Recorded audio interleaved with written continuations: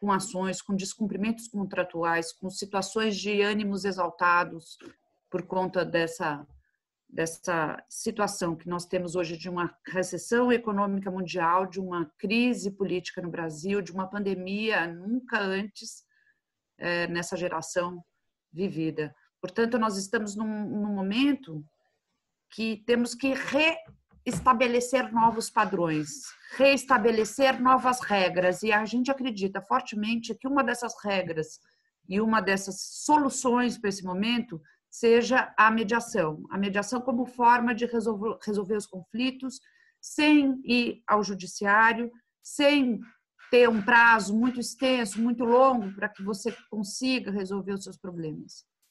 Então, em primeiro lugar, a gente vai começar aqui nosso evento. Gostaria de dizer para vocês que o VBSO apoia o Instituto Fazendo História, que acolhe menores em situação de carência profunda, e esses meninos não têm acesso a computadores, e o Instituto Fazendo História está fazendo uma campanha para conseguir adquirir computadores para essas crianças em situação de abandono, e os abrigos não têm computadores para eles poderem estudar e ter visitas, inclusive visitas online. Então, é uma situação que a gente gostaria de apoiar. Caso vocês possam contribuir, a gente agradece muito, porque a nossa missão também aqui é ser solidário nesse momento. Não é só transmitir conhecimento, compartilhar situações e discussões, mas também ser solidário, porque eu acho que esse momento é fundamental a gente ser solidário. Então, se vocês puderem contribuir ou acessar e conhecer o Instituto Fazendo História, nós agradecemos já antecipadamente. Se vocês podem acessar aí pelo QR Code e já vai direto para o site, tá bom? Do Instituto Fazendo História. Já passada de 10 horas, a gente tem vamos fazer o seguinte. As perguntas a gente gostaria que fossem feitas, por favor, pelo chat. A gente gostaria de deixar também, pedir para todos deixarem os seus microfones no desligado e as imagens no desligado. E quem quiser fazer algum tipo de pergunta, a gente pode fazer todas as perguntas ao final, que eu acho que a gente retransmite e lê o chat e responde para todo mundo. Então, e aí deixar os seus microfones fechados, por favor. E vamos dar início agora a mais um webinar do VBSO, falando de mediação como sendo a hora e a vez da mediação nesse momento de pandemia.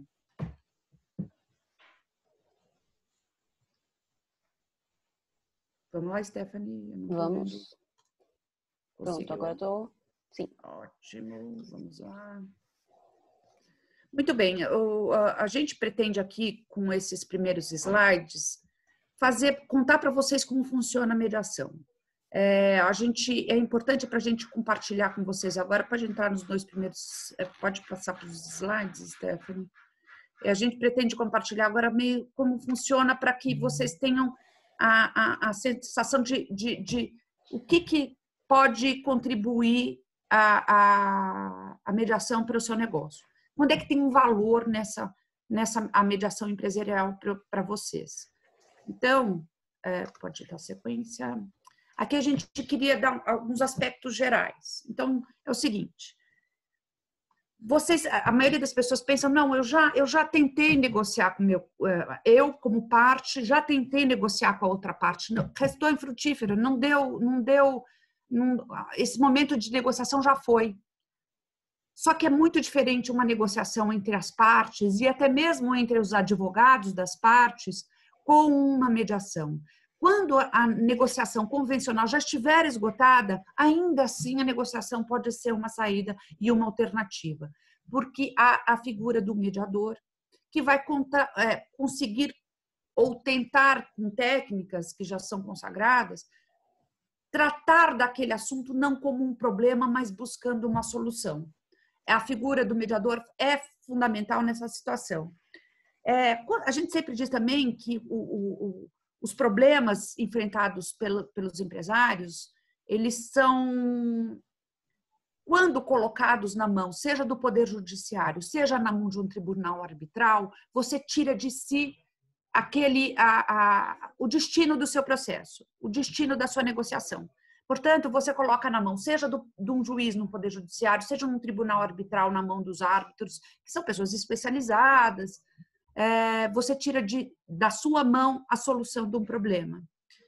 Na mediação empresarial está assim, a abertura do negócio e a realização de um acordo continua na sua mão. E isso é fundamental no momento em que você não sabe nem o tempo, nem a forma como vai ser resolvido o seu problema quando você coloca na mão de um terceiro a solução do seu problema.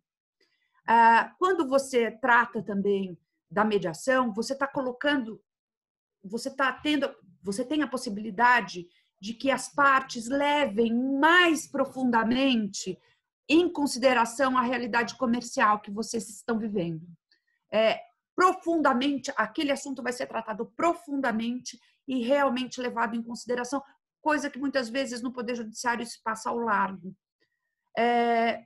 Há uma dedicação das partes em apresentar soluções criativas, coisa que muitas vezes também, num tribunal arbitral ou num processo judicial, as pessoas estão preocupadas em resolver e não em solucionar. Há esses benefícios e essa criatividade é fundamental numa mediação e traz valor. Obviamente, ainda eu costumo dizer que ainda que quando uma mediação ela resta infrutífera, ainda assim ela é produtiva. Ela é produtiva porque dá um olhar criativo e uma nova perspectiva para o cliente daquele seu problema. Existe, quando há uma solução efetiva, uma redução de custos enorme e, portanto, uma diminuição na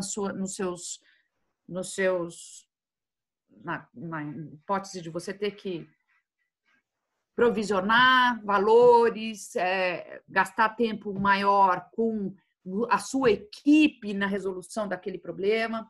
Então, há um tempo, o encurtar do tempo na solução encurta, e tempo, nesse caso, é dinheiro, encurta dinheiro tanto na redução do tempo quanto na redução dos custos.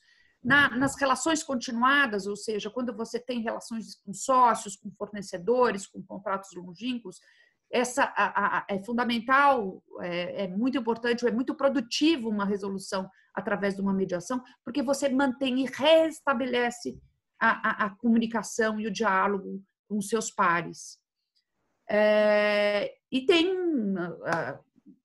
alto nível de satisfação quando você garante a solução daquele problema e tira da frente para pensar em algo produtivo e não negativo, que é a solução daquele problema, daquela situação iminente que você se encontra.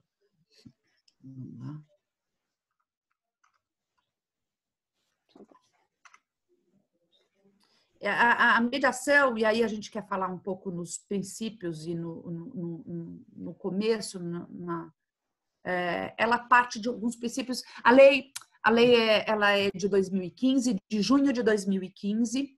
Essa lei vai fazer 5 anos, porém a mediação ela precisa de um acolhimento cultural.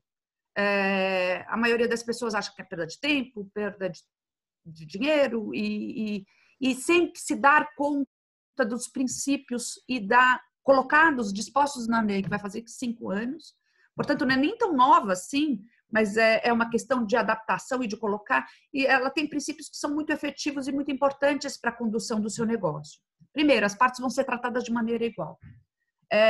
Vai ser sempre levada em consideração a sua autonomia e a vontade das partes.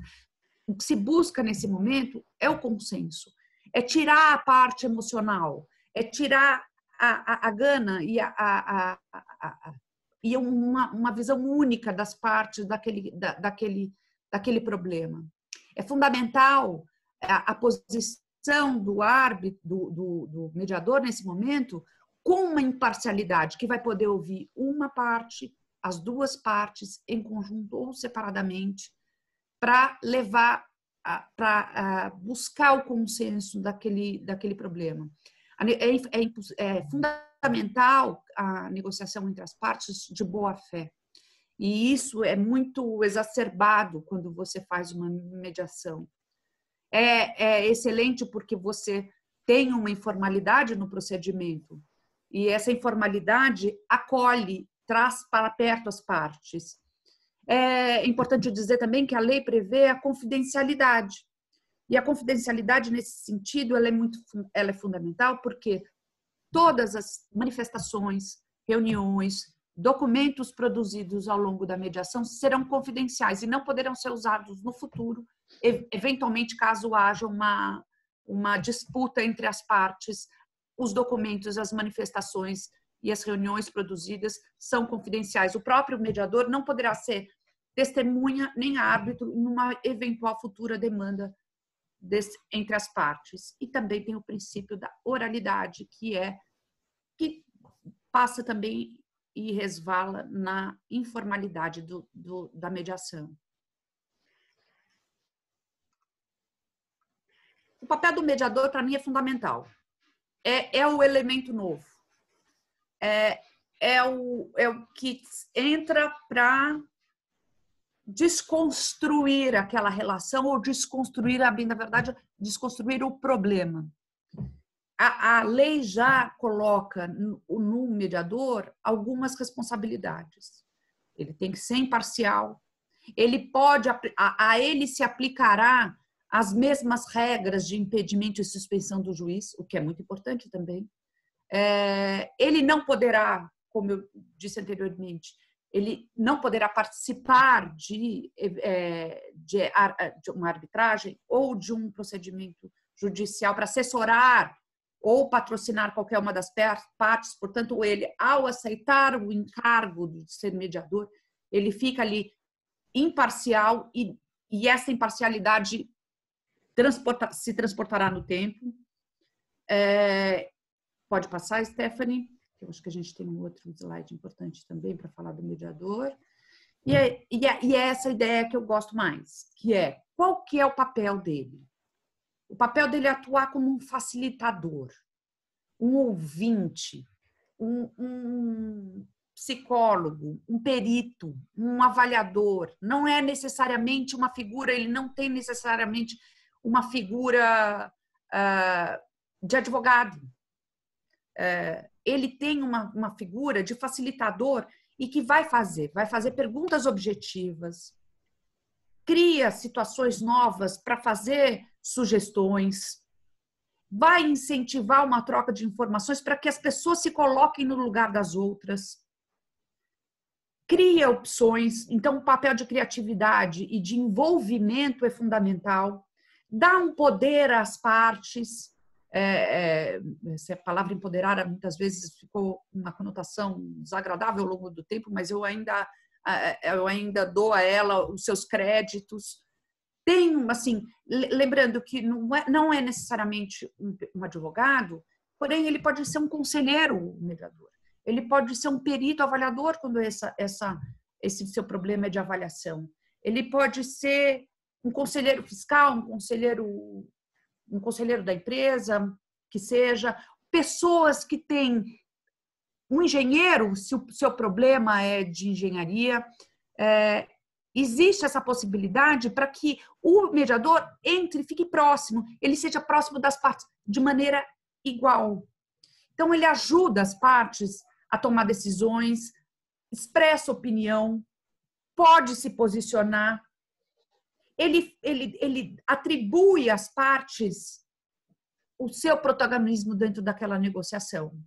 Então, trazer esse elemento, que não é um elemento decisório, não é um elemento igual ao tribunal arbitral, não é um elemento igual ao juiz. Trazer esse elemento para dentro do problema facilita na resolução e desata nós. Desata nós que podem ser... Nós que às vezes as partes nem percebem. Elas estão brigando por uma coisa e, na verdade, o problema está em outro lugar que elas nem imaginavam que estaria. Pode passar? Aí eu passo a palavra agora para a minha colega Stephanie, que vai conduzir essa segunda parte do nosso webinar. Oi, pessoal, bom dia. Espero que esteja todo mundo me ouvindo. Bem-vindos ao nosso webinar sobre mediação, que, como a Maria Cristina muito bem falou, é uma realidade, né, que já está se desenhando entre os operadores do direito, né? Muitas pessoas preocupadas com o excesso de judicialização em razão da pandemia e do Covid, e como o judiciário, que já é bastante lento, bastante abarrotado, vai ficar ainda mais ocupado com muitas medidas judiciais que já estão sendo ajuizadas. Então, a mediação realmente já era reconhecida, né, como um método muito eficaz de solução de conflitos fora do judiciário, ainda que muitas vezes o judiciário possa estar envolvido, mas realmente é uma medida que está sendo muito falada hoje em dia como uma solução bastante eficaz, ainda que muitas vezes as pessoas não conheçam, né, as pessoas, empresas, têm essa ideia de que é importante ter uma chancela do Poder Judiciário, ter uma decisão dada por um juiz, por um desembargador para solucionar os conflitos, sem se dar conta de que a mediação também é uma decisão tão válida quanto uma decisão proferida por um juiz, só que ela é construída pelas partes. Então, vamos falar um pouco sobre essas etapas da mediação. Essas etapas que vocês estão vendo aí, que é a pré-mediação, a abertura, a investigação, a agenda, a criação de opções, a avaliação das opções, a escolha das opções e a solução, é uma sequência lógica, né, e ordenada dessa resolução de conflitos, mas essa divisão aqui tem uma função mais didática, né, do que realmente representar umas fases estanques que têm que ser seguidas pelas partes e pelo mediador, né, durante a mediação. A ideia de criar, pelo menos ter a noção delimitada dessas partes, é de administrar o conflito, né, gerir esse conflito, que muitas vezes não pode ser feito pelas próprias partes, né, porque elas já estão em conflito, já estão passando por um desgaste emocional, um desgaste negocial na relação, né, que acaba sendo refletida nesse processo. Então, a ideia é que, ao menos o mediador tenha uma ideia clara dessas fases, né, para poder conduzir as partes, minimizando esse desgaste emocional e relacional que às vezes tem uma influência grande no conflito. Por isso que é muito importante a presença desse terceiro imparcial, que é o mediador, que é uma pessoa que ela não precisa ser convencida das posições das partes, né? As partes não têm a intenção de... Ele tem que, inclusive, né, papel do mediador, demonstrar isso para as partes, que ele não é um juiz, ele não é uma pessoa que vai tomar decisões, nenhuma decisão final sobre o conflito, né, nenhuma decisão sobre o procedimento, que realmente o protagonismo é o das partes, né. A Maria Cristina ressaltou essa questão do empoderamento, né, que hoje em dia está sendo muito utilizada com vários contextos, alguns positivos, outros negativos, mas a gente usa empoderamento na mediação como essa ideia de protagonismo das partes, né, sendo sempre conduzidas pelo mediador. E esse modelo, né, dessas fases, ele é um modelo que varia, né, inclusive de acordo com o estilo de cada mediador, de acordo com as circunstâncias do caso. Se for, às vezes, um caso mais simples, não, talvez essas fases podem ser juntadas em uma só. Às vezes, se é um caso mais complexo, pode existir a criação de novas fases que sejam necessárias. Mas, realmente, essa noção de definição em etapas é importante para auxiliar o mediador a modular as suas técnicas e as habilidades para cada uma dessas etapas. Então, vamos falar mais um pouquinho sobre cada uma dessas etapas, mais detalhadamente. A fase de pré-mediação, ela não é uma fase obrigatória, né? Alguns estudiosos da mediação falam que ela nem precisa ser considerada uma etapa, mas é mais uma questão de trazer as partes para a mediação, explicar para elas o que isso significa, prepará-las para o uso da mediação, explicar as regras, né? Que às vezes é um pouco explicar isso que nós estamos aqui falando para vocês hoje. As partes têm que, primeiramente, são 3 informações essenciais que têm que ser avaliadas nessa pré-mediação. A primeira é o tema, né, da mediação. A segunda é o interesse das partes em se submeter à mediação e entender exatamente o que ela significa e quais as implicações dessa mediação. E também a escolha do mediador. As partes estando cientes disso, elas podem, em primeiro lugar, decidir se a mediação é realmente o método mais adequado para solucionar o problema delas, porque dependendo do nível, às vezes, de litigiosidade, não pode ser que não seja o método mais eficiente, né? Mas também seria um pouco para reduzir a ansiedade das partes em relação ao procedimento todo e também para desarmar as partes em relação a esse método que muitas vezes elas nunca tiveram contato com ele, né?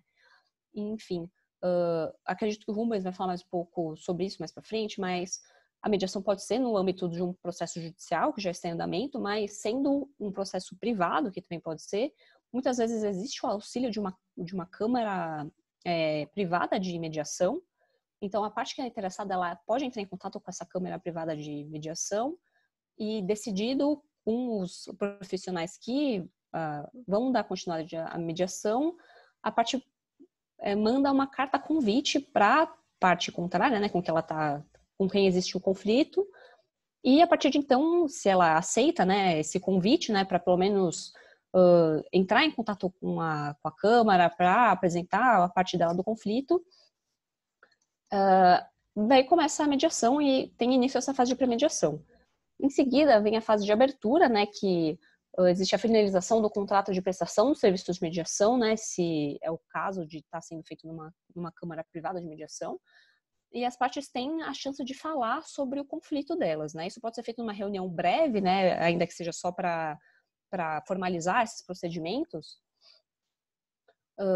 e já a partir daí já existe a escolha do mediador, que tem que, ao tempo todo, deixar as partes muito confortáveis, né? Falar que ele está lá justamente para esclarecer dúvidas de qualquer natureza, dúvidas simples sobre o procedimento, dúvidas mais complexas, né? Sobre o caso e o fato que está sendo apresentado a ele e muitas vezes apresentado também pela primeira vez para a parte contrária, né? E o mediador, nessa fase, tem que sempre proporcionar a reflexão. Também as partes têm a opção de fazer alterações, né, nesse documento inicial que é assinado, né, que é o termo de compromisso. E a partir daí, o mediador já tem que escutar as partes com que é muito falado, né, nesse meio da mediação, que é a escutativa. Que é sempre observar a comunicação das partes e da parte dele, justamente para ser um terceiro imparcial, ele tem que tentar não associar ideias relacionadas à experiência dele ou ao julgamento de casos passados dos quais ele já teve a chance de participar e talvez tentar incentivar as partes até essa reflexão também. A tentar se despojar, né, das suas experiências anteriores para realmente tentar escutar a parte contrária de um jeito novo e tentar escutar as partes com a intenção que elas desejam ser escutadas, né?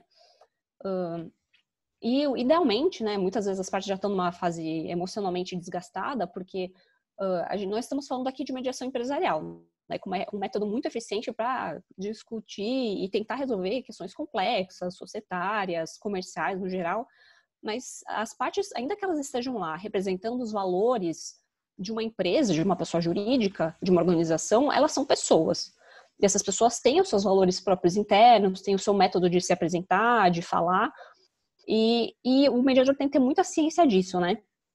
De que são pessoas. A mediação, ela lida com pessoas e não necessariamente com casos, né? Ainda que o intuito principal seja resolver o conflito, são pessoas que estão lá representando, muitas vezes, os interesses próprios, mas representando também uma empresa.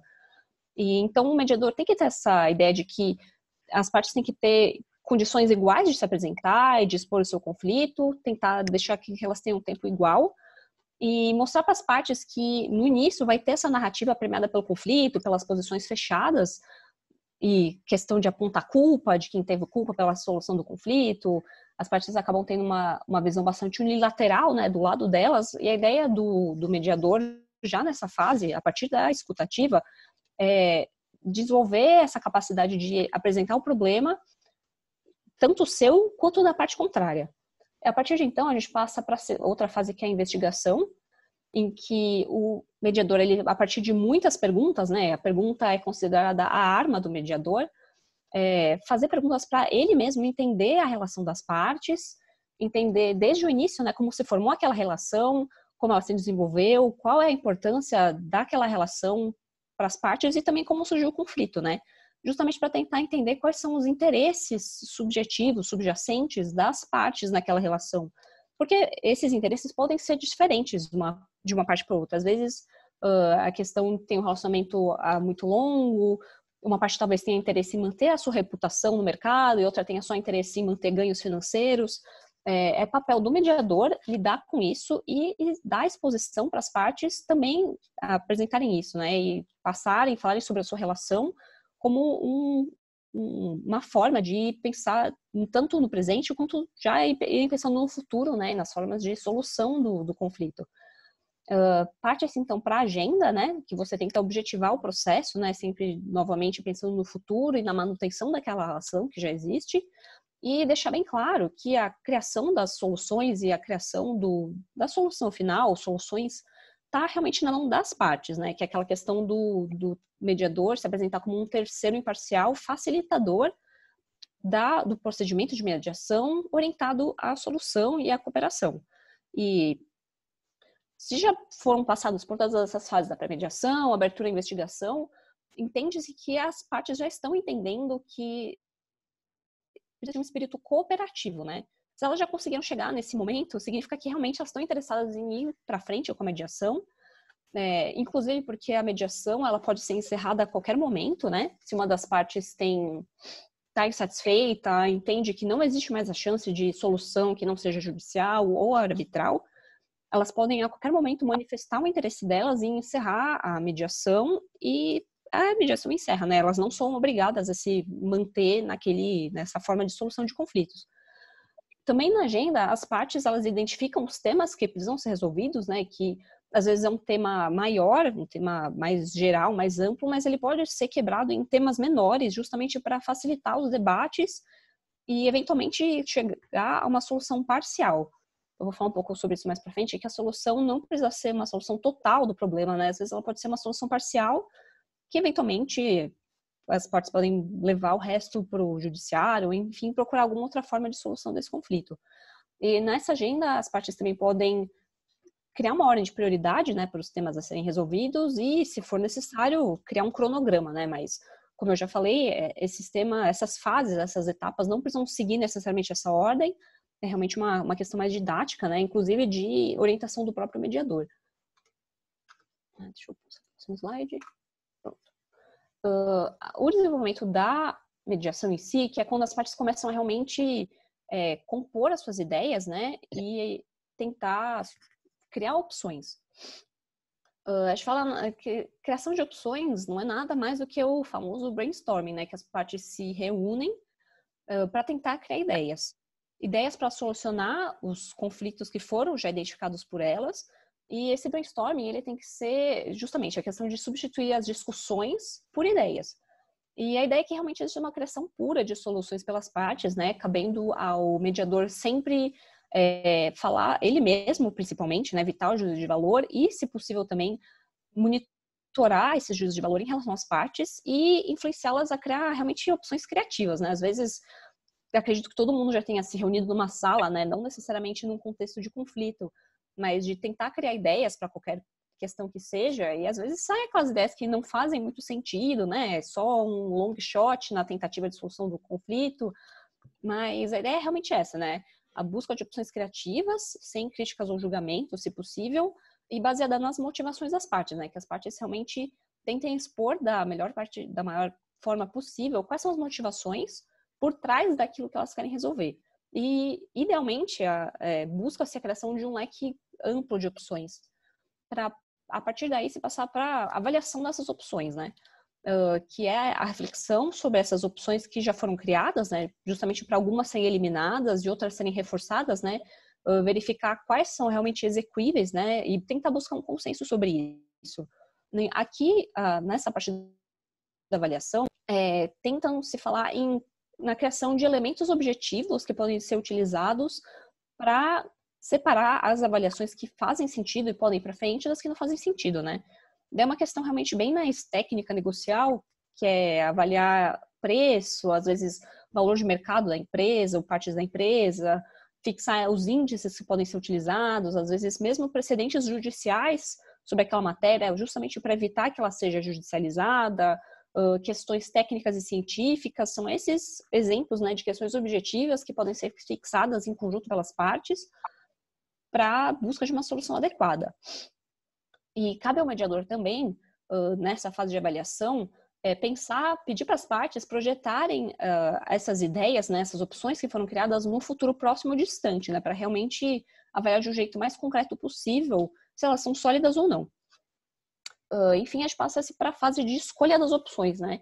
Esse processo, é o que eu já falei antes, né? Ele pode ocorrer numa tarde, né, de uma reunião das partes.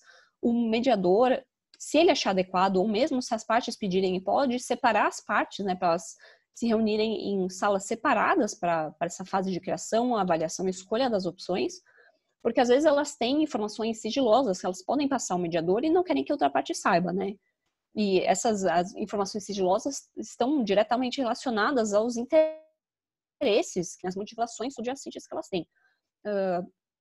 Enfim, passa-se então a parte de escolha das opções, que já é uma fase encaminhada para o final, que as partes tentam, a partir desses critérios objetivos, a partir dos interesses, né, de acordo com a ordem de prioridade que as próprias partes criaram, passar a escolher as soluções que vão ser adequadas para a solução do conflito, né? Então, acaba sendo uma continuação natural da avaliação das opções, sempre com foco no diálogo e na cooperação. Se as partes já chegaram a essa fase de escolha das opções, entende-se, né, que o processo está sendo bem sucedido, está sendo baseado na cooperação e na boa-fé e naqueles outros princípios que nós já vimos aqui.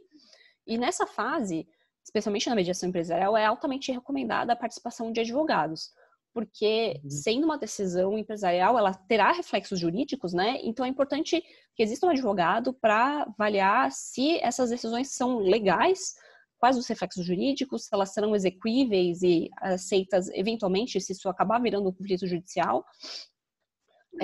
A nossa lei nacional, ela não exige a presença de um advogado durante o processo de mediação, mas ela é realmente altamente recomendada em questões que vão ter reflexos jurídicos no futuro, né?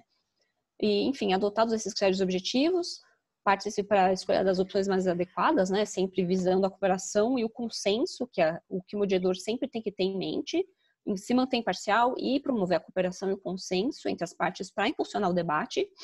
E essas fases de criação de opções, escolha das opções, nada mais é do que uma grande negociação, sempre facilitada pelo mediador. A negociação, ela não depende da presença do mediador, né? A negociação, muitas vezes as partes, antes de iniciarem o processo de mediação, elas já tiveram uma negociação entre elas, entre diretores, CEOs, e não chegaram a uma conclusão. Daí passa a ser mediação, mas a negociação acaba sendo a base dessa parte de escolha de opções, interesses, e a negociação, acredito que quem se interessar sobre o tema com certeza vai encontrar muito material na internet sobre isso, ou muitos cursos de mediação falam sobre isso, né, que é o método de negociação de Harvard, que ele foi criado no final da década de 70, e desde então ele vem aprimorando o ensino da negociação e da resolução de disputas, né, porque a negociação ela é orientada à resolução de conflitos. E isso é feito com base não só em conceitos jurídicos, né, mas também em conceitos de psicanálise, antropologia, linguística. É um assunto bem interessante, né? Enfim, chega-se a parte da solução da mediação, que é o que se deseja, né? Que você começa a mediação já pensando em realmente solucionar o conflito, que é o final do processo. Que as partes já elaboraram em conjunto o termo final, contendo as decisões consensuais que elas conseguiram chegar, e esse documento, né, que é o termo final que as partes assinam junto com o mediador, ele é redigido entre as partes e o mediador tem que estar atento à redação desse termo, justamente para garantir o uso de palavras claras, né, que consigam expressar de uma forma bem eficaz qual é o exato sentido da vontade das partes. Inclusive, respondendo questões como onde vai ser relacionado, onde vão ser tomadas essas medidas que as partes encontraram para solucionar o conflito, como vão ser tomadas, quando, quem vai ser o responsável por tomar essas medidas, justamente para evitar que dessa solução surja um novo conflito, né? Que eu acredito que é a última coisa que as partes querem depois de terem passado por um processo de mediação bem sucedido. E, como eu falei, esse acordo ele pode contemplar soluções totais ou parciais para o conflito, né? E, como nós já falamos antes, né, uma das vantagens da mediação é justamente essa ideia de que as partes construíram uma solução mútua para resolver esse problema que elas tinham. Então, é importante que o mediador sempre enfatize, né, tanto nas fases anteriores, quanto nessa fase de solução, os ganhos mútuos, que, como já falamos também, às vezes não é um ganho financeiro, né, certamente não é um ganho financeiro, mas essa ideia de que as duas partes, como elas construíram a própria decisão, que ambas devem sair satisfeitas desse acordo. E essa é realmente uma das grandes vantagens da mediação, né? Se você forem pesquisar, muitas pesquisas falam que as partes que participam de uma mediação, elas saem bastante satisfeitas com os resultados, né? Muito mais satisfeitas com o resultado dado por uma sentença judicial ou dado por um árbitro. É por isso que a gente fala que a mediação é um método autocompositivo, né, de solução de conflitos, em comparação com a arbitragem ou com o processo judicial, que é um método adjudicativo de solução, né? Que é um terceiro que vem e impõe a decisão e você é obrigado a cumprir. E aqui as partes também são obrigadas a cumprir, né, aquilo que elas acordaram, mas elas que construíram essa decisão. Então, acaba sendo realmente uma medida muito mais satisfatória, né? Que existe um senso muito maior de justiça envolvido nessa solução que as partes chegam por meio da mediação. Coloquei aqui um lembrete também, né? Que essas etapas todas são fruto da prática cotidiana, né? Ainda que elas tenham um enfoque muito mais didático, mas elas podem ser alteradas porque realmente as partes têm todo o poder e a liberdade de escolher o método que é mais interessante para elas, né? Junto com o mediador. Nós também fizemos umas breves considerações sobre os efeitos jurídicos da mediação, né? Porque uma vez que as partes têm esse acordo ele tem uma função de como se fosse um acordo, como se fosse inclusive uma sentença judicial. Aqui falamos, né, que a mediação é encerrada com a lavratura do termo final, de acordo com a mediação, ou se as partes resolvem encerrar também, né, se a mediação não é bem sucedida. E o termo final, serve como título executivo extrajudicial, o que significa que se uma das partes não cumprir o acordo, ele pode ser levado a juízo, né, para ser cumprido, como se fosse uma ação de execução, né, não é necessário um processo anterior de conhecimento para rediscutir todas aquelas questões. E se o termo final ele é homologado judicialmente, que ele pode ser, mesmo que as partes não tenham iniciado o conflito no âmbito judiciário, se elas acharem interessante ter a chancela do judiciário, ele é um título executivo judicial que, em caso de descumprimento, pode ser cumprido como se fosse um cumprimento de sentença. Outra questão bastante importante é que, iniciada a mediação, suspende-se o prazo prescricional, sendo que a lei especificamente, né, o artigo 17, fala que a data da primeira reunião é considerada a data de instituição da mediação. O artigo 34 fala também sobre essa questão da suspensão do prazo prescricional nas mediações que envolvem a administração pública. Enfim, outra informação bastante importante que tem tudo a ver com esse momento de home office e quarentena que nós estamos vivendo, né, e que certamente vai representar o futuro da mediação, é que é permitida a mediação por meio da internet ou algum outro meio à distância, desde que as partes estejam de acordo. E vendo que as partes têm que estar de acordo, né? Essa questão não é nem colocada à escolha do mediador. Óbvio, se as partes estão de acordo que ela seja feita por um meio eletrônico, à distância, espera-se que o mediador escolhido também vai estar de acordo com essa solução, né? Mas, enfim, isso tem tudo a ver com essa questão da informalidade, e são tanto essas etapas, né? Essa flexibilidade e essa possibilidade dela ser feita por condução das partes e também pelos esses meios à distância fazem com que a mediação seja tão célere, né? Em comparação com outros, certamente o judiciário, né? Que acredito que todos sabemos que infelizmente acaba demorando muito, e a mediação também, que hoje em dia a mediação em muitos casos já não é mais uma vantagem, né? Acaba demorando muito tempo. Enfim, essa apresentação que eu tinha para fazer com a Maria Cristina, eu vou passar então agora a palavra para o Rubens, né? Que eu acredito que a Maria Cristina tem bastante familiaridade já com mediação, mas o Rubens, ele respira isso o dia inteiro dele. Então, Rubens, vou passar a palavra para você e vou apresentar a sua apresentação também. Você pode ir falando comigo o tempo todo, tá bom? Tá ótimo. Primeiro, muito bom dia a todos. Eu queria parabenizar o VBSO Advogados por essa iniciativa, agradecer o convite nas pessoas da Maria Cristina e da Stephanie, dizer que é um tema de extremada relevância, não só pelo momento que nós vivemos, mas porque a cultura brasileira sobre os litígios precisa mudar, de uma forma ou de outra. E eu acho que é importante deixar claro, para que eu não defenda simplesmente a mediação de uma forma isolada, deixar claro que eu também sou advogado treinado, doutrinado para as brigas judiciais, para o contencioso. E desde 1998, quando eu ingressei na carreira, eu sempre tive um olhar a mais para essas brigas judiciais, tentando entender outros mecanismos que seriam possíveis para se atender aos interesses dos clientes. Então, a ideia dessa introdução é para dizer que mediação e advocacia caminham juntos. Não é porque eu estou buscando uma mediação que eu preciso abrir mão da advocacia, ou porque eu sou advogado que eu não posso receber de braços abertos um procedimento de mediação. Vivemos hoje, antes de iniciar aqui a minha breve apresentação, vivemos hoje um momento único, talvez na vida de todos. A dificuldade existe para cada um, dentro do seu contexto, dentro da sua família, dentro da sua empresa. Eu acho que a falta de perspectiva de um fim de toda essa pandemia, de toda essa dificuldade, gera uma ansiedade maior nas pessoas, gera uma dificuldade maior em saber como lidar com os conflitos que surgem de uma forma muito mais, digamos assim, numa quantidade muito maior, de forma muito mais forte dentro da vida das pessoas. Eu vejo isso na prática. Aqui no Instituto nós temos recebido muita consulta nas mediações empresariais, mediações familiares, enfim. Os conflitos hoje estão muito mais acirrados do que antes desse tempo de pandemia. Não que eles estavam tranquilos, sempre vivemos tempos bicudos, né? Mas eu diria que agora as pessoas estão sendo, de fato, colocadas à prova e testadas em como vão resolver melhor as suas questões do dia a dia.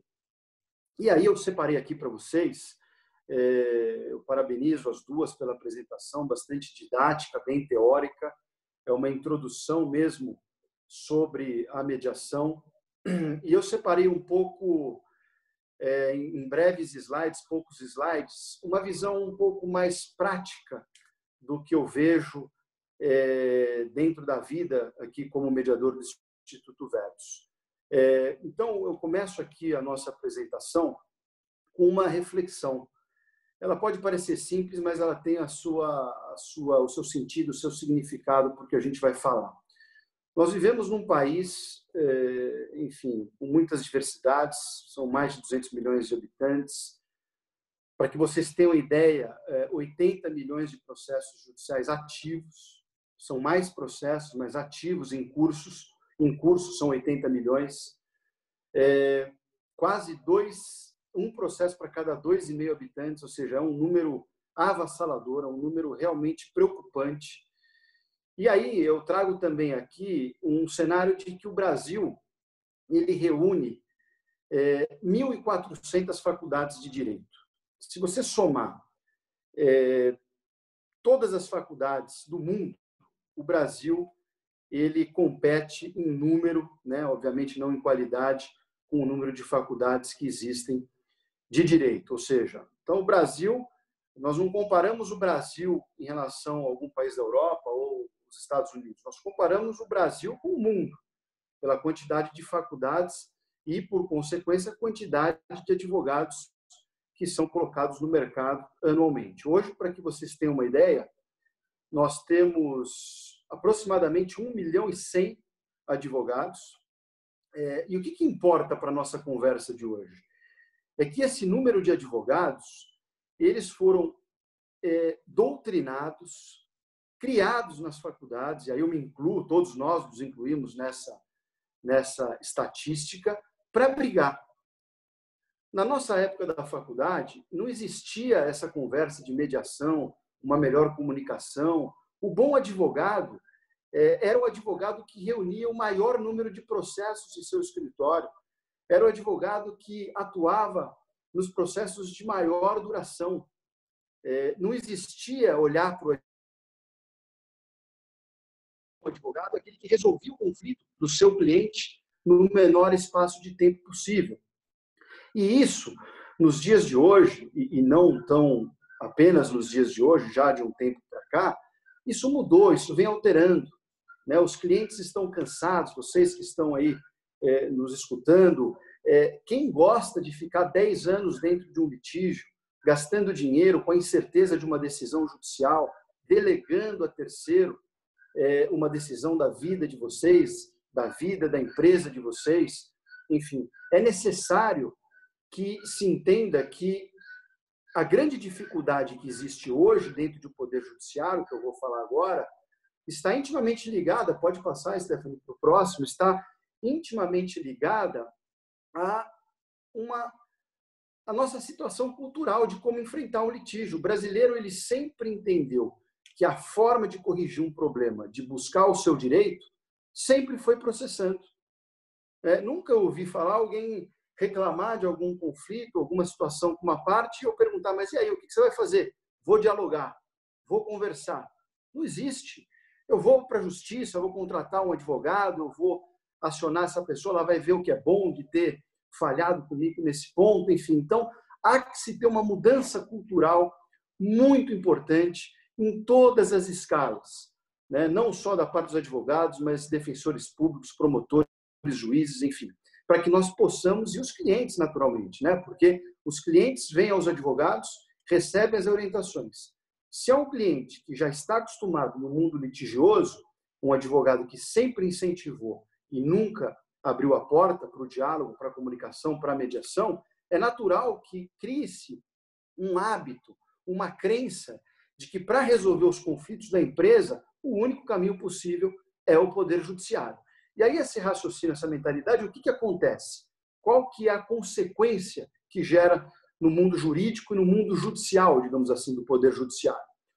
Aqui vocês podem ver um comprometimento da adequada prestação jurisdicional. Hoje você entra em juízo com um bom direito e muitas vezes sai com uma má decisão.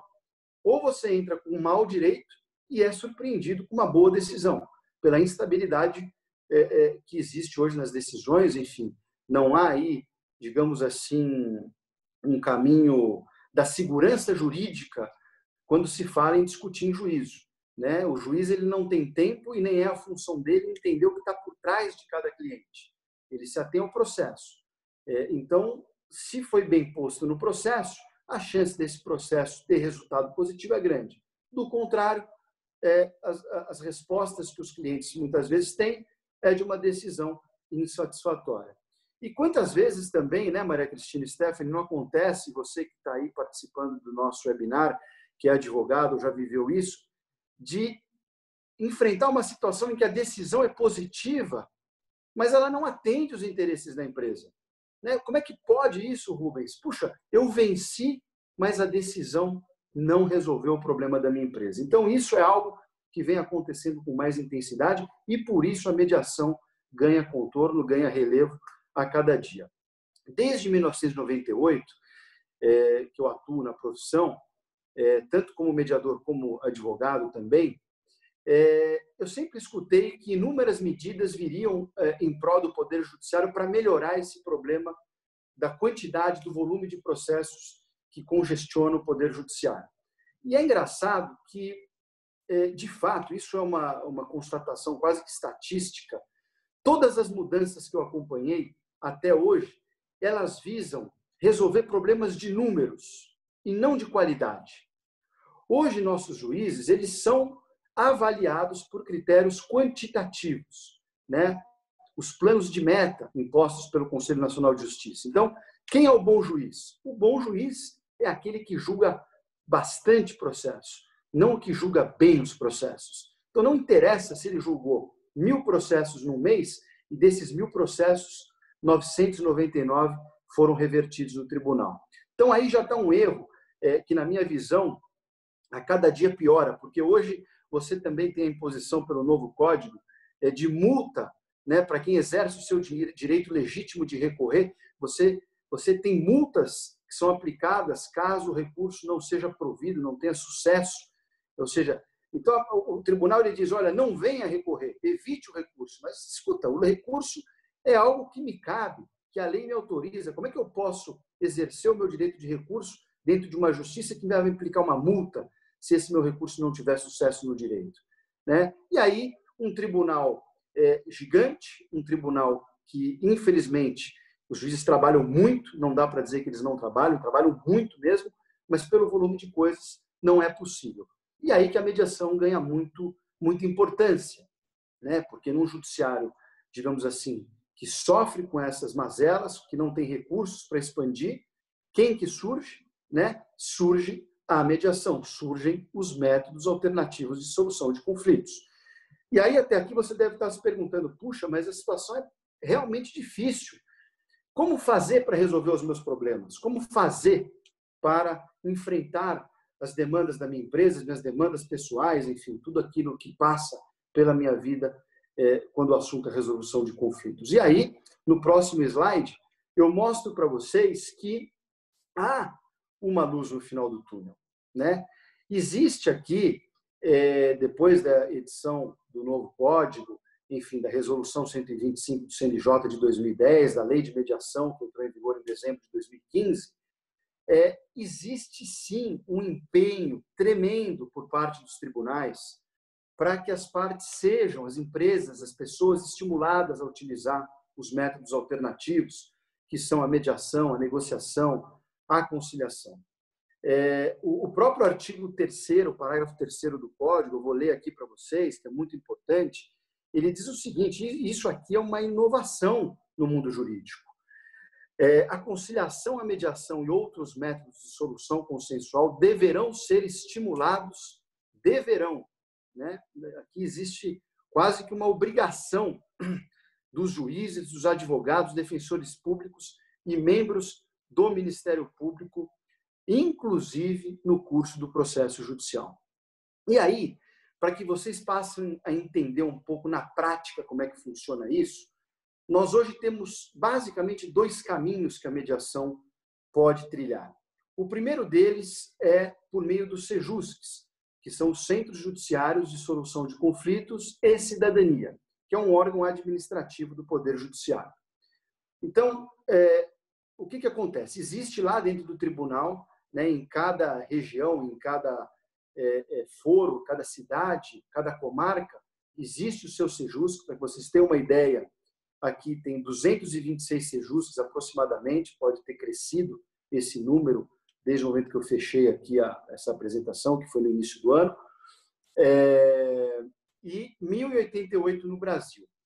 Aqui existe um juiz coordenador, existem os conciliadores, os mediadores, os funcionários públicos do tribunal, para receber todos esses processos. E os SEJUSCs, eles atendem tanto os casos pré-processuais, aqueles que não começaram ainda o processo, ou os casos que já estão em litígio. O artigo 334 do Código, ele diz que o juiz, ao receber a petição inicial, ele deve mandar designar uma audiência de conciliação ou mediação. E muitos juízes utilizam os serviços do SEJUSC. O SEJUSC ele tem um papel muito importante dentro do aspecto da resolução de conflitos pelos métodos alternativos e tem desempenhado um papel de muito peso e muita importância neste cenário. Aqui, e vejam, não é uma crítica ao SEJUSC, muito pelo contrário, porque eu sou um admirador do trabalho deles, mas o que acontece hoje, pelo volume de processos, o SEJUSC não consegue dar conta de forma qualitativa dessas situações conflituosas que chegam no SEJUSC. Então, muitos juízes que, num começo, testaram o envio desses processos, não ficaram satisfeitos. Por quê? Porque como o volume de processos é muito grande e é uma agenda muito apertada, hoje você tem, em alguns SEJUSCs, algumas determinações que as mediações devem acontecer por volta de 30 minutos ou até mesmo 1 hora no máximo. E aí eu pergunto, como resolver um conflito estratégico, um conflito sensível, em 30 minutos, em meia hora, seguindo, por exemplo, os caminhos que muito bem foram pontuados pela Stephanie? É uma tarefa inglória, é impossível, o trabalho não vai ser feito com qualidade. E aí uma proposta que eu deixei em alguns debates que eu já participei é que fosse colocado dentro do SEJUSC alguns limitadores, causas até um determinado valor, algumas empresas que têm grande quantidade de litígio que pudessem anualmente utilizar até 100, 500 litígios por ano, não sei aí, as decisões podem ser tantas quantas forem necessárias para atender os anseios de todos, mas precisa haver algum tipo de controle, porque senão, o que vai acontecer? O SEJUSC vai continuar sempre atolado de processos, a qualidade vai estar em segundo plano e o tribunal vai continuar gastando dinheiro que não tem para abrir mais e mais órgãos administrativos, quando, na verdade, nós precisaríamos de mais juízes e desembargadores para atuar nos casos que são realmente sensíveis à administração da justiça. E o outro caminho, que a Stephanie também colocou, que é a Câmara Privada de Mediação, que é o Instituto Vertus, por exemplo. O Instituto Vertus ele foi a primeira câmara credenciada pelo Tribunal de Justiça de São Paulo e hoje nós temos lá no site do tribunal, vocês podem acompanhar todas elas, cadastradas, são aproximadamente 78 câmaras. E essas câmaras funcionam, seja com fins lucrativos ou não, é uma empresa, como uma câmara de arbitragem, por exemplo, mas aqui estamos falando da mediação. Então, ela tem todo o seu investimento na esfera privada, toda a sua cautela em ter dentro de seus quadros mediadores habilitados. É muito importante que a mediação, apesar de um dos princípios aqui ventilados, que é o da informalidade, não é porque é informal que tem que ser feito de qualquer jeito. As pessoas têm que ter competência, têm que saber o que estão fazendo, porque quantos e quantos processos eu recebo de outros mediadores que tentaram fazer a mediação de uma forma não técnica e colocaram as partes numa situação mais difícil ainda do que chegaram ao procedimento inicial. Enfim, então a câmara privada é também uma opção que está abarcada no Código de Processo Civil, também credenciada pelo CNJ e pelo Tribunal de Justiça local, e é um caminho que, na minha visão, para os grandes litígios, é o futuro. No próximo slide eu trago para vocês muito rapidamente um pouco do que precisa, para que exista essa câmara privada. É um registro nacional no CNJ e estadual no respectivo tribunal que essa câmara queira atuar. Então, eu posso, por exemplo, no Instituto estar credenciado em todos os estados da federação, a meu critério. Tem alguns requisitos, cada estado tem uma determinada exigência, mas, por exemplo, em São Paulo, você tem que ter um número mínimo de mediadores judiciais. Em São Paulo são 5. Manutenção de um ambiente adequado para as mediações. Então, quando a câmara privada ela pede o seu credenciamento, o tribunal faz uma vistoria, pede documentação, pede projeto para saber se esse ambiente ele é um ambiente acolhedor, é um ambiente preparado para receber as partes, para tratar da confidencialidade, que a Maria Cristina muito bem colocou como um dos principais pontos da mediação. Enfim, cumprir as diretrizes do núcleo permanente de métodos de solução de conflitos, que é quem administra o SEJUSC, a mediação no Estado. Cada Estado tem o seu NUPEMEC. As câmaras privadas elas são obrigadas a fazer 20% de sessões de mediações gratuitas, Ou seja, eu como mediador, ou como câmara de mediação habilitada pelo tribunal, eu recebo indicações dos juízes. E desses números de sessões de mediações judiciais que eu recebi e que eu cobro para isso, eu sou obrigado a oferecer ao tribunal, a devolver ao tribunal uma atuação de 20% de sessões gratuitas. E aí, a câmara privada ela tem uma fila diferente para homologar os acordos que a Stephanie muito bem colocou, quando se chega ao consenso. Então, a câmara privada vai numa fila com o juiz coordenador do SEJUSC e ela pede a homologação sem custas, isso é muito importante. Então, aos clientes que têm um caso, por exemplo, societário ou civil de grande monta, que teriam que recolher aquele 1% de custas quando da distribuição da homologação do acordo, quando é feito por esse caminho, essas custas elas são dispensadas. E aí, a seguir, eu trago aqui para vocês, para que fique claro, que vocês possam entender, como é que pode surgir uma mediação. No próximo slide, vocês vão entender direitinho como é que surge. Vocês podem estar pensando, puxa, mas eu tenho vários conflitos, como é que eu faço para que tudo isso comece? Primeiro, o juiz é um ponto de partida da mediação. Quando o juiz indica a mediação para o Instituto Vertus, por exemplo, nós estamos falando de uma mediação judicial. É isso que define e que diferencia a mediação judicial da privada, quando a indicação é feita pelo magistrado. Então, existem mediações que são indicadas pelos juízes em grande volume, pelos tribunais de segunda instância em menor volume e nos tribunais superiores também em menor volume, apesar de haver indicações em todas as esferas aí dos tribunais. Então, lembrem-se, o juiz detectou no processo que é o caso de mediação, ele deve, conforme aquele artigo que eu li para vocês, indicar para uma câmara privada, para um mediador aquele processo, para que as partes vão resolver os seus conflitos com os seus advogados. Uma outra forma é você, cliente, entender que uma certa demanda que vai demorar muitos anos, que as decisões não estão sendo favoráveis, porque tem muito mais coisa por trás do que o processo consegue evidenciar, pedir aos advogados que façam contato com uma câmara privada, por exemplo, com o advogado da parte contrária, para que compareçam a uma câmara privada, a um mediador, para poder resolver os seus conflitos.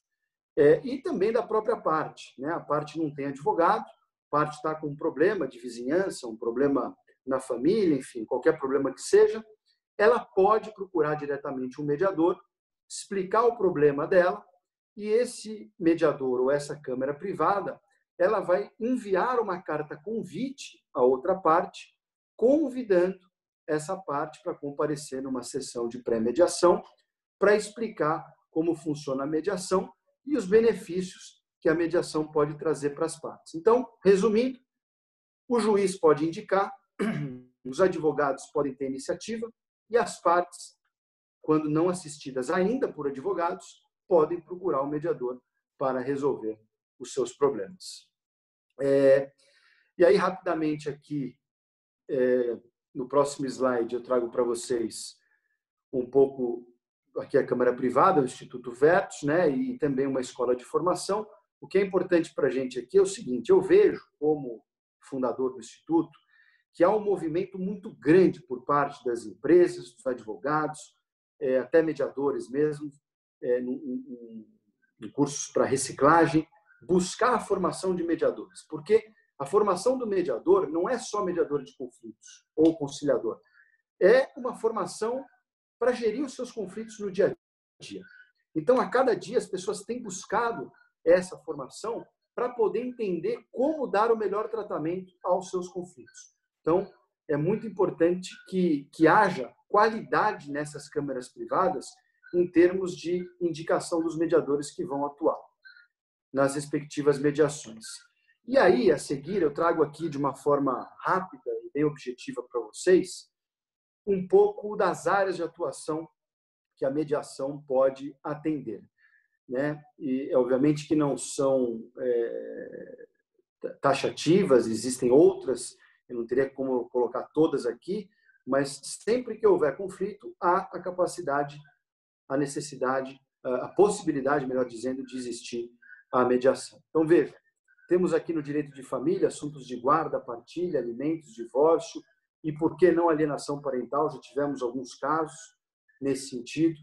No direito empresarial, a violação de marcas e patentes, dissolução de sociedades, profissionais e familiares, né? É muito comum enfrentar problemas em sociedades familiares, ou quando tem aquela situação em que o grupo familiar resolve profissionalizar a empresa, surgem inúmeros conflitos da mudança cultural da companhia, da empresa, e os processos longos e penosos de apuração de haveres. Na recuperação judicial é possível. Participei de um debate essa semana da importância de se tentar prestigiar também a recuperação extrajudicial, porque a depender do diálogo, da comunicação, não precisa nem virar um processo de recuperação extrajudicial ou judicial, por meio de diálogo, por meio da mediação, negociação, se atinge o acordo. Né? Para vocês que estão tendo esse primeiro contato ou não sobre a mediação, alguns anos atrás eu participei pessoalmente da mediação envolvendo a OI, a Anatel, a Advocacia Geral da União e o Tribunal de Contas da União, para vocês verem como, isso até muito antes da pandemia, né? Então, já há um movimento de incentivar esses métodos em todas as áreas do direito. No próximo slide eu trago mais algumas áreas para vocês. Questão da mediação consumerista, é importante dizer que tanto nas ações massificadas como também nas ações civis públicas ou em algum TAC que esteja sendo desenvolvido com o Ministério Público, é possível sim introduzir a mediação. A mediação trabalhista tem acontecido. Agora, por força da pandemia, eu vejo que os tribunais na esfera trabalhista estão flexibilizando um pouco mais, porque a esfera trabalhista sempre quis que tudo ficasse embaixo do guarda-chuva dela, nunca gostou muito de dividir, né, esse cenário, mas agora estou vendo que está havendo uma flexibilização disso. E também uma outra atuação no direito esportivo, né, litígios entre atletas, clubes, patrocinadores, direito de imagem, enfim, tudo isso é também possível. Então, como vocês podem ver, onde há conflito, há mediação, é possível sim buscar essa ajuda. A seguir, eu trago para vocês um exemplo concreto, aqui só para que não fique só na teoria, de um caso. Pode passar, Stephanie, por favor. Nós temos muita procura aqui por mediações familiares, e aí também inclui-se as mediações familiares profissionais empresariais. Mais de 90% de êxito nos casos, né? Porque, como a Maria Cristina colocou, é um procedimento, né, de mediação que escuta as partes, que deixa as partes falarem, higienizar o conflito, tirar a parte relacional, deixar a parte material na mesa, que é muito mais importante para resolver o conflito. E aqui eu destaco um processo que está em curso, um procedimento de mediação que nós estamos atuando no plano de expansão de telefonia da Telefônica do Brasil, em aproximadamente 30 meses de projeto, por meio da mediação e da conciliação, foram encerrados 15.434 processos e envolvendo 75 mil aproximadamente consumidores. Então, é algo realmente que ajuda o advogado, ajuda o judiciário, ajuda o cliente, que muitas vezes tem esses valores provisionados. Enfim, é um resultado muito favorável. O que precisa realmente é acreditar e embarcar nesta nova onda dos métodos alternativos e mudar esse comportamento paradigmático de que tudo se resolvia no judiciário. E aí, para encerrar, eu trago aqui para vocês algumas reflexões finais, que é assim: precisamos incentivar mais, os juízes, os advogados precisam incentivar o uso das câmeras privadas. Essa iniciativa do VBSO já é um grande passo, uma demonstração de que o escritório está atento, está antenado, está atualizado dentro do que está acontecendo hoje no mercado da advocacia, com o objetivo precípuo de atingir os interesses dos seus clientes, porque o advogado bom é o que resolve os interesses do cliente. E o advogado que tem uma boa atuação na mediação, que consegue com o seu cliente extrair os verdadeiros interesses, né? Não só o pedido da inicial, da ação propriamente dita, mas o que o cliente precisa em relação a tempo, custo e objetivo. O advogado que consegue fazer isso, ele vai resolver em poucos meses os anseios dos seus clientes e vai abrir uma janela importante para receber novos desafios. Não está mais na moda, sei que eu posso dizer assim, ficar 10, 15, 20 anos resolvendo os conflitos. Eu recebo aqui no Instituto para mediar conflitos de 15, 20 anos. Eu olho para as partes, eu fico imaginando como seriam essas partes há 20 anos atrás. Como seriam as empresas que estão aí num ambiente com dificuldade do judiciário, como seriam essas empresas hoje se não tivessem mergulhado num litígio penoso que durou 15, 20 anos. As câmaras privadas, elas têm que ser entendidas como um perito na área de gestão de conflitos. Nós podemos fazer perícias dentro da câmara privada, de contabilidade, perícias de avaliação, perícias envolvendo patentes, enfim, tudo aquilo que é feito no judiciário é possível fazer de uma forma mais rápida, econômica e eficiente dentro da mediação. Incentivar os juízes de segundo grau e dos tribunais superiores para dar abertura a esse campo, né? Porque o resultado do Sejusc é muito importante, é grande o número de acordos, se fosse em segundo grau também seria. Então, deixo aqui uma reflexão para todos, para a gente poder buscar essa indicação dos juízes e também aquela questão inicial que eu falei da limitação do Sejusc, né? Ou seja, vamos criar alguns limitadores para o Sejusc para não tornar eles um ambiente massificado e não qualitativo, que é o que costuma acontecer no Brasil, quando o assunto é volume, como aconteceu com o Poder Judiciário, para que nós tenhamos sempre a mediação no maior e melhor patamar de qualidade. E aí, para encerrar, apenas quebrando aqui uma crença que eu escuto aí fora, que não é uma crença correta, que me preocupa muito, é que a mediação seria igual à conciliação, né? Veja você, a conciliação, ela, por esses motivos todos da falta de qualidade, falta de um ambiente, as pessoas terem que ir ao fórum fazer uma conciliação, tudo isso ficou para trás. Nem os advogados, nem as partes têm mais, talvez, a paciência devida para se submeter a isso. Nós não podemos deixar que isso aconteça com a mediação, porque ela é diferente. Então, veja, só rapidamente, algumas diferenças para que vocês entendam bem, de uma forma simplista e teórica.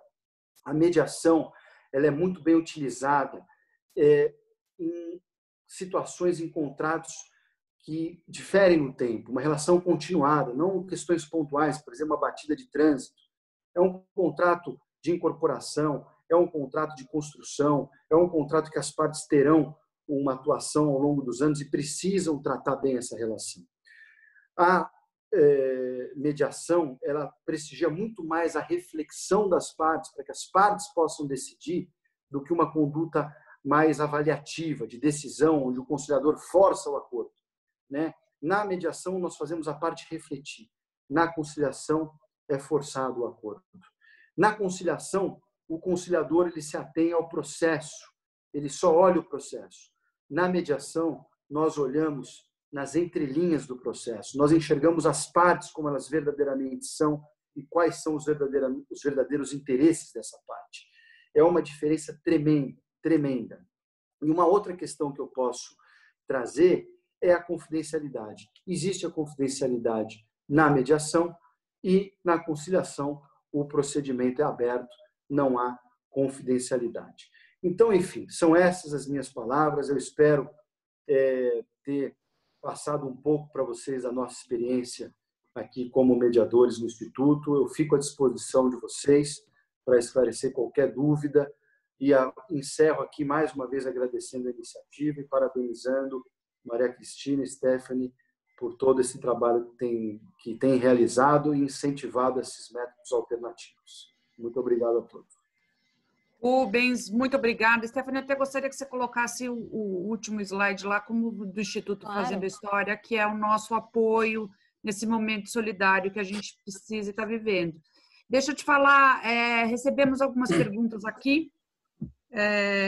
Recebi a pergunta, além de alguns comentários, agradecendo e elogiando a nossa apresentação, aos quais eu agradeço já profundamente. Agradeço muito a Stephanie colocando a sua exposição de uma maneira didática e muito boa. Rubens, agradeço você profundamente mais uma vez.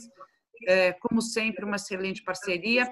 E aí o Dan Kraft fala, excelente apresentação, parabéns. Minha impressão é que a popularização da mediação está ocorrendo, só que os próprios profissionais do direito não têm muito claro, em especial os 4 tipos que existem, e gostaria de pedir-lhes para abordar rapidamente. A transformativa, facilitadora, resolutiva e avaliativa.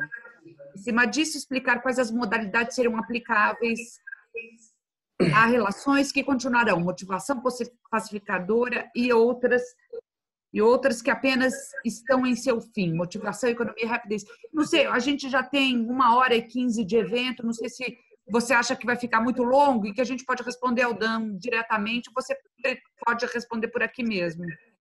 Olha, eu vou ser muito rápido aqui, porque de fato a gente não vai ter tempo de falar sobre isso. Já temos a primeira consideração que eu digo eu não dividiria em simplesmente 4 escolas, por exemplo, porque hoje você tem talvez uma escola que represente 2 dessas escolas que o nosso participante muito bem trouxe. Dentro do Instituto, o que nós ensinamos para que fique de uma forma bem clara? E isso não é, digamos assim, um ensinamento fechado. Como eu disse, cada um tem a forma de chamar os métodos e atribuir o nome às escolas dentro da mediação. Eu trago a mediação pautada na escola de Harvard, por exemplo, uma mediação mais avaliativa, mais focada no acordo. Ela não está muito preocupada em transformar as partes. O objetivo do mediador ali é focar no acordo a qualquer custo, ainda que a relação das partes fique prejudicada, né? Então, às vezes você tem uma situação empresarial em que os CEOs das empresas não estão muito abertos a tratar dos assuntos pessoais que levaram ao conflito. Essa mediação mais avaliativa, com o modelo de Harvard, ela funciona melhor, por exemplo. Existe também a mediação transformativa, que é muito boa, gosto bastante, e aí eu acho que ela tem também uma proximidade muito grande com a outra escola que eu falo, que é a circular narrativa, que são escolas que visam mais resolver o conflito. O acordo passa a ser uma consequência. Então, imaginem vocês uma mediação de família. Não dá para o mediador chegar dentro de um espírito absolutamente avaliativo. Olha, vamos fazer um acordo porque não adianta ficar brigando, vocês têm que fazer dessa forma, por que não pensam assim? Eu já atuei num procedimento que a família resolveu assado. Isso não resolve. Por quê? Porque os aspectos relacionais dentro de uma briga de família ou de uma briga empresarial envolvendo família, ela impõe um trabalho mais apurado dentro do ambiente relacional, que a mediação transformativa, circular narrativa, traz uma maior consciência às partes, uma maior reflexão às partes, e o objetivo é cuidar das partes, independentemente se saiu o acordo ou não. Então, para o mediador da escola transformativa, se ele fizer o trabalho e as partes saírem de mãos dadas, felizes, abraçadas, mas sem o acordo, o trabalho dele foi realizado.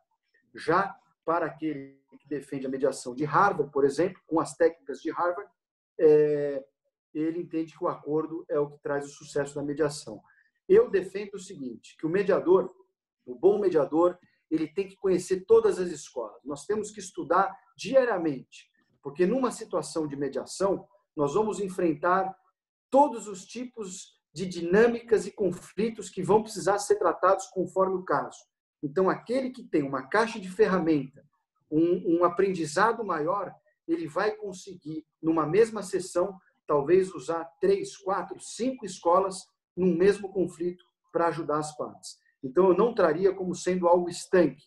Vou adotar nesta mediação o princípio da mediação transformativa, porque pode ser que em algum momento você tenha que trazer muita objetividade para ajudar as partes a caminharem no procedimento. Obrigada, Rubens. Mais uma vez eu agradeço a apresentação, agradeço ao público, aos nossos ouvintes aí que dispuseram do seu tempo precioso para nos ouvir aqui. Acredito que a gente esteja vivendo realmente um momento de transformação. Está na hora da gente criar pontes, não muros, como tem frases aí que se usam, e nos adaptar às novas mudanças. Desejo a todos um bom dia e boas reflexões. Qualquer coisa que vocês precisarem, entre em contato com a gente vai mandar e disponibilizar os textos e as apresentações para vocês por e-mail. Muito obrigada e um abraço a todos. Obrigada a todos. Bom dia. Bom dia, obrigado.